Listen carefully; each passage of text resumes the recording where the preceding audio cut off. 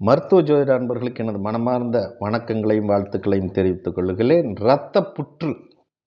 இரத்த புற்று அல்லது அதற்கு பேர் இரத்த வாதம்னு சொல்லுவாங்க. இரத்த வாதம்.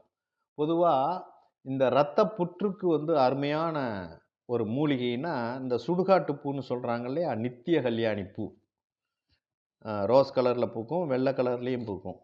இது இன்றைக்கி வெளிநாட்டுக்கு பயங்கரமாக ஏற்றுமதி பண்ணுறாங்க. இதை வச்சு தான் அங்கே புற்றுநோய்க்கு மருந்துகள் தயாரிக்கப்படுகிறது. அப்போது இந்த மூலிகை பயன்படுத்தும் பொழுது இது இரத்த புற்று சம்பந்தமாக உங்களுக்கு நல்ல ஒரு தீர்வு கிடைக்கும். அதே மாதிரி பார்த்திங்கன்னா, இதுக்கு ஒரு உணவு அப்படின்னு சொன்னால் கடல் பாசிகள் இருக்கு இல்லையா, கடல் பாசிகள் மூலமாக உணவுப் பொருட்கள் நிறையா தயார் பண்ணுறாங்க. அதில் குறிப்பாக அகர் அகர் அப்படிங்கிற ஒரு ஆல்கா இருக்குது.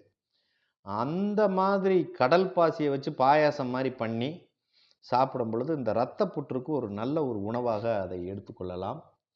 அதே மாதிரி பார்த்தீங்கன்னா, நீங்கள் நாட்டு மருந்து கடையில் போய் இதுக்கு உண்டான சரியான ஒரு தீர்வு தரக்கூடிய மருந்து தேத்தாங்கொட்டை லேகியத்தை சொல்லலாம், வில்வாதி சூரணத்தையும் சொல்லலாம். வில்வாதி சூரணம், தேத்தாங்கொட்டை லேகியத்தையும் சொல்லலாம். ஆரம்ப நிலை புற்றுவாக இருந்தால் இதுக்கு ஸ்டெம் செல் அப்படிங்கிற ஒரு பேரில் ஒரு ஆயுர்வேத மருந்து இருக்குது. அது மேற்கொண்டு புற்றை வளர விடாமல் நல்ல ஒரு செல்களை வளர வச்சு அந்த புற்று செல்களை அழித்து விட்டு புது செல்களை வளர வைக்கக்கூடிய ஒரு அற்புதமான மருந்தும் இருக்கிறது.